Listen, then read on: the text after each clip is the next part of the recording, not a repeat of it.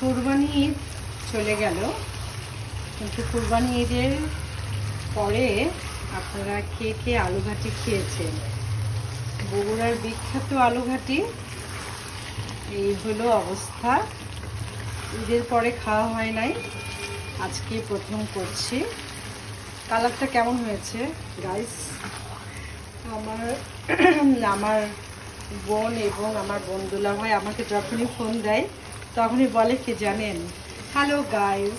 তো এই জন্য আজকে আমারও সেই গাইস কথাটা মনে আসলো। যেহেতু আমি ডেইলি ব্লগ করি, যদিও আমি হ্যালো গাইস টাইস বলি না, আজকে কথার প্রসঙ্গে তাদের কথা মনে পড়ে কথাটা চলে আসলো। আলুঘাটিটা কষাচ্ছি, এই সময় আর কি ভিডিওটা করলাম। কেমন হলো আলুঘাটির কালারটা জানাতে ভুলবেন না, ঠিক আছে? আসসালামু আলাইকুম।